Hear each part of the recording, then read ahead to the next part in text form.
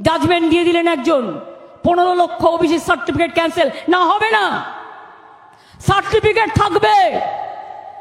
এখন সামার চলছে কোর্টে, ছুটি গরমের ছুটি পড়বে, গরমের ছুটি শেষ হয়ে গেলে আমরা উচ্চ আদালতে যাব। আমি জানি নিয়ম কি করে করতে হয়, নিয়ম কি করে চেঞ্জ করতে হয়, নিয়ম কি করে বদলাতে হয়, নিয়ম কি করে সঠিক করতে হয়। খেলা হবে, আমি এটা দেখিয়ে দেবো। এইভাবে মানুষকে ঘৃণা করবেন না, এইভাবে ভাগাভাগি করবেন না। বিজেপি এসেই বলতে শুরু করলো আমাদের এখানে ছিল না এইসব।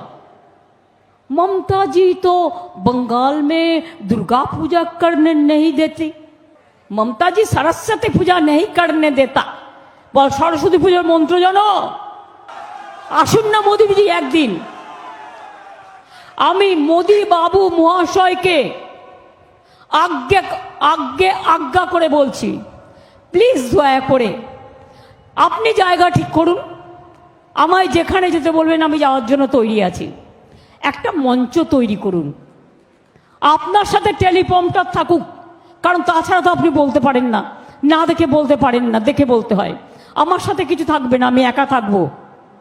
আপনার সাথে দরকার হলে 10টা অফিসারকেও ডেকে নিন, আর সাংবাদিকদের দাঁড় করিয়ে দিন।